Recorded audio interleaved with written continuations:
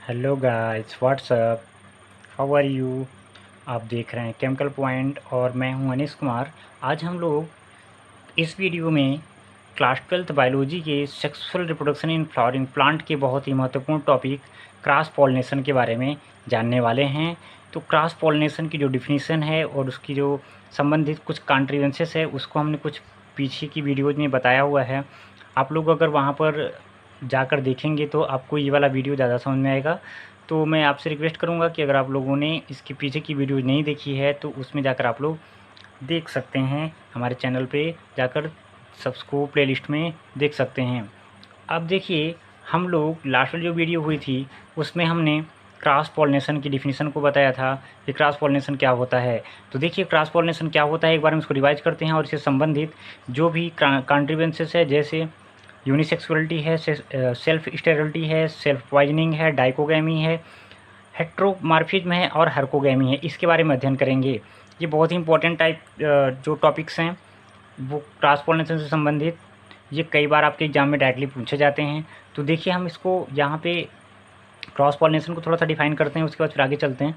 देखिए, cross pollination क्या होता है, जब एक जो फ्लावर है उसके पोलन ग्रेन उसी जात के किसी दूसरे पौधे के पुष्प के स्टिग्मा तक पहुंचती हैं, तो इस प्रक्रिया को हम लोग क्रॉस पॉलिनेशन कहते हैं, जैसा कि हमने पीछे डिफाइन किया हुआ है।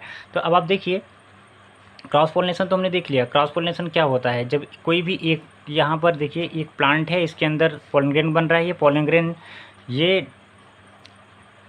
दूसरे प्लांट के, ये सेम एक ही स्पीसीज के प्लांट होंगे, एक ही स्पीसीज के ये प्लांट होंगे, एक ही स्पीसीज के प्लांट होंगे, एक से यहाँ पे पोलन ग्रेन का निर्माण होगा, वो दूसरे के स्टिग्मा तक जाकर पहुँचेगा। मान लीजिए आपके पास में दो प्लांट हैं, एक पर मेल फ्लावर लगा हुआ है, दूसरे पर फीमेल फ्लावर लगा हुआ है। जैसे कि आप समझते हैं पपीता का प्लांट, पपीते के प्लांट में देखिए मेल प्लांट अलग होता है, फीमेल प्लांट अलग होता है। मेल प्लांट के अंदर पोलन ग्रेन का निर्माण होता है, जो कि किसी भी एजेंट के द्वारा वो दूसरे फीमेल प्लांट पर जाकर के उसको पॉलिनेट करता है और फ्रूट का फॉर्मेशन करता है। तो आप समझ गए होंगे क्रॉस पॉलिनेशन क्या होता है, जब एक पुष्प का परागकण उसी जात के किसी दूसरे पौधे के पुष्प के स्टिग्मा तक पहुंचता है। यानी कि प्लांट कितने होंगे, दो होंगे। इस जो हमारा ये क्रॉस पॉलिनेशन होता है, इसमें बीज उत्पन्न करने के लिए एक ही जात के दो पौधे काम में आते हैं, यानी कि इसमें दो प्लांट का होना मस्ट है। जबकि सेल्फ पॉलिनेशन में आपने क्या देखा था कि उसमें केवल एक ही पौधा रिक्वायर्ड होता है, एक ही पौधा आवश्यक होता है जो भी बीज है उसको उत्पन्न करने के लिए। यहाँ पर हम देखेंगे कि इससे संबंधित क्या युक्तियाँ हैं कि जिससे कि हम आसानी से समझ सकते हैं कि इस पौधे में परपरागण होगा या क्रॉस पॉलिनेशन होगा।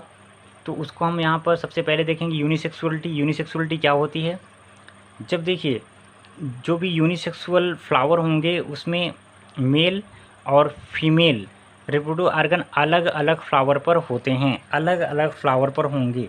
अब यहाँ पर कंडीशन तो बन सकती है यूनिसेक्सुअलिटी के बारे में कि मान लीजिए कि आपके पास में केवल एक प्लांट है, उसके एक फ्लावर में मेल बना रहा है और दूसरे फ्लावर में फीमेल बना रही है। तो आप समझिए कि ये क्या हो जाएगा, ये यूनिसेक्सुअल हो जाएगा। ये कैसा हो जाएगा, यूनिसेक्सुअल हो जाएगा। कैसा, ये यूनिसेक्सुअल हो जाएगा क्योंकि इस एक फ्लावर के अंदर केवल एक रिप्रोडक्टिव ऑर्गन पाया जा रहा है, मेल अलग है और फीमेल अलग है। इस कंडीशन को हम लोग कहते हैं मोनोसियस। इस कंडीशन को कहते हैं मोनोसियस। जब एक ही प्लांट पे मेल और फीमेल फ्लावर अलग अलग लगे हों तब इसे हम लोग मोनोसियस कहते हैं, जैसा कि मैंने पीछे वाली वीडियो में बताया आपको। और जो डायोसियस प्लांट होते हैं, डायोसियस प्लांट में उसमें मेल वाला प्लांट अलग होगा और फीमेल वाला प्लांट अलग होगा। तो आप समझ सकते हैं कि डायोसियस में सेपरेट प्योर मेल प्लांट और pure female plant, pure male plant और प्योर फीमेल प्लांट, इस कंडीशन को हम लोग डायोसियस कहते हैं। मोनोसियस में क्या होगा, केवल एक ही पौधा रहेगा लेकिन वो फ्लावर जो होगा वो अलग अलग होगा।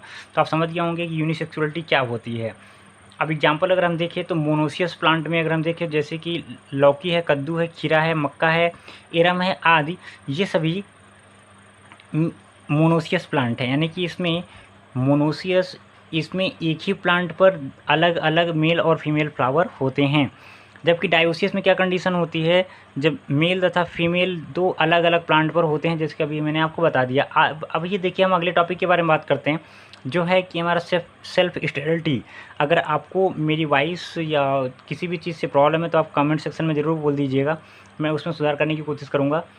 तो अब देखिए यूनिसेक्सुअलिटी को आप समझ गए होंगे कि जब एक ही प्लांट पे मेल और फीमेल अलग अलग फ्लावर में लगे हों तो मोनोसियस, और जब एक ही प्लांट में केवल एक रिप्रोडक्टिव ऑर्गन वाला प्लांट हो तब उसे हम लोग डायोसियस प्लांट कहते हैं। डायोसियस प्लांट का एग्जाम्पल क्या है? पपीता।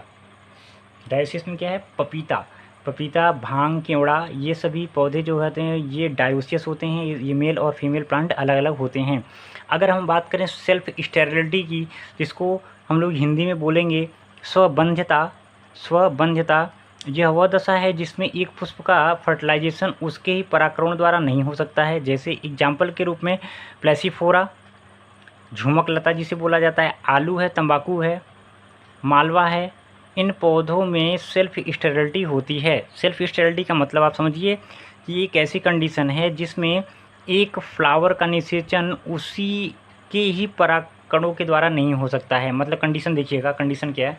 कंडीशन ये है कि आपके पास में एक फ्लावर है और उसमें मेल वाला पार्ट अलग और फीमेल वाला पार्ट अलग है। ये मेल पार्ट हो गया और ये आपकी फीमेल पार्ट होगी। तो अब इसके द्वारा जो पोलन ग्रेन बनेगा वो उसका फर्टिलाइजेशन इसका नहीं हो सकता है। मतलब इसकी स्टिग्मा पर ही आकर इसको पोलिनेट नहीं कर सकता है। इसको हम लोग बोलते हैं सेल्फ स्टेरिलिटी। ये सेल्फ स्टेराइल होते हैं, यानी कि इसका जो पोलन ग्रेन होगा इसी के स्टिग्मा को फर्टिलाइज नहीं कर सकता है, स्टेराइल होता है, बंद होता है। जैसे कि आलू के पौधे में होता है। आलू के पौधे में मेल और फीमेल एक ही फ्लावर के अंदर होंगे लेकिन इनका पॉलिनेशन संभव नहीं होता है क्योंकि उसमें सेल्फ स्टेरिलिटी पाई जाती है। इसको हम लोग इनकम्पैटिबिलिटी भी कहते हैं। सेल्फ स्टेरिलिटी को इनकम्पैटिबिलिटी भी कहते हैं। सेल्फ स्टेरिलिटी बोलिए या इनकम्पैटिबिलिटी भी कहते हैं। तो आप समझ गए होंगे कि जब एक फ्लावर का पोलन ग्रेन अपने ही स्टिग्मा को फर्टिलाइज ना कर सके, पोलिनेट ना कर सके, इस घटना को हम लोग बोलते हैं सेल्फ स्टेरिलिटी या इनकम्पैटिबिलिटी। ये किस में पाया जा रहा है? ये पाया जा रहा है प्लेसीफोरा। किस में पाया जाएगा? ये प्लेसीफोरा, प्लेसीफ्लोरा। इसके यानी कि इसको हम लोग झुमक लता भी बोलते हैं हिंदी में। आलू है, आलू के अंदर होगा ये, जो आप लोग पोटैटो बोलते हो, पोटैटो के अंदर होगा। और आपका जो तंबाकू है, तंबाकू के अंदर होगा, टोबैको के अंदर। ये सभी प्लांट जो होते हैं वो इनकम्पैटिबल होते हैं, मतलब सेल्फ स्टेराइल होते हैं। इनका जो पोलन ग्रेन होगा वो उनके ही स्टिग्मा को फर्टिलाइज नहीं करेगा। अब देखिए इन पौधों में, देखिए इस प्रकार के जो पौधे होते हैं, जब एक फ्लावर का पोलन ग्रेन उसी के स्टिग्मा पर पहुंचता है तो वो जर्मिनेशन नहीं करते हैं, लेकिन यही परागकण अगर उसी जात के दूसरे पुष्पों की स्टिग्मा तक पहुंचते हैं तो वो अंकुरित हो जाते हैं। बहुत इंपॉर्टेंट है। जिसके अंदर अब देखिए मान लीजिए इसी स्पीसीज का ये एक आलू का पौधा ये है, दूसरा आलू का पौधा ये है, ठीक है। यहाँ पर हम ये कर देते हैं इस तरह से, यहाँ पर मेल और फीमेल दोनों बना देते हैं। अब ये देखिए यहाँ पर ये आपका फीमेल हो गया और ये आपका मेल प्लांट होगी, मेल जो है पार्ट ऑफ रिप्रोडक्टिव हो गया। ये यहाँ से पोलन ग्रेन बनेगा। अब इसका पोलन ग्रेन अगर इस वाले पौधे की स्टिग्मा तक पहुँच जाता है इस तरह से तब वो इसको पोलिनेट कर देगा, और इसका पोलन ग्रेन इस पर आ जाएगा तो इसको पोलिनेट कर देगा। लेकिन इसका पोलन ग्रेन इसको पोलिनेट नहीं कर सकता, इसका पोलन ग्रेन इसको पोलिनेट नहीं कर सकता है। इसी को हम बोलते हैं सेल्फ स्टेरिलिटी। किसमें पाई जाती है? प्लेसीफोरा, पोटैटो, टोबैको, ETC में। समझ गए होंगे आप। लेकिन देखिए जब यही इस पर गिर जाएगा तो जर्मिनेट ही नहीं करेगा। अगर लेकिन यहाँ से बना हुआ पोलन ग्रेन अगर यहाँ पर आ जाता है तो यह आसानी से जर्मिनेट करके इसको फर्टिलाइज कर देगा, पोलिनेट कर देगा। तो समझ गए होंगे कि सेल्फ स्टेरिलिटी क्या होती है। अब देखिए हम अगले टॉपिक के बारे में बात करते हैं जो कि है सेल्फ पॉइजनिंग। क्या है? Self poisoning. सेल्फ पॉइजनिंग क्या है भाई? ठीक है, सेल्फ पॉइजनिंग कुछ पौधे जैसे आर्किड, नाम सुना होगा आप लोगों ने, जो आर्किड होता है। आर्किड में जब एक पुष्प के परागकण उसी पुष्प की स्टिग्मा पर पहुंचते हैं तो विष का काम करते हैं जिससे पुष्प तुरंत सूख जाता है। बहुत इंपॉर्टेंट है ऑर्किड। एग्जाम्पल देखते हैं। ऑर्किड के बारे में कि क्या है ऑर्किड, देख सकते हैं यहाँ पर ऑर्किड।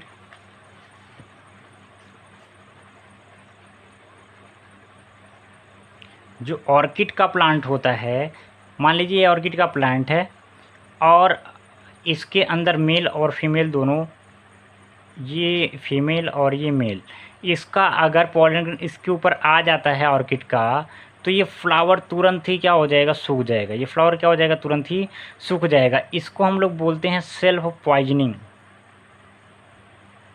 Self poisoning. तो आप समझ सकते हैं सेल्फ पॉइजनिंग। तो सेल्फ पॉइजनिंग समझ में आ गया आपको। ऑर्किड, ऑर्किड ऑर्किड में पाया जाता है ये। जब इसी का पॉलन ग्रेन इसी के ऊपर आ जाएगा तो पूरा फ्लावर ही सूख जाएगा। इसको हम लोग क्या बोलते हैं, इसको हम लोग बोलते हैं सेल्फ पॉइजनिंग। अब अगले के बारे में बात करते हैं। देखिए हमारा क्या, डाइकोगैमी। अगला क्या है हमारा, डाइकोगैमी। डाइकोगैमी,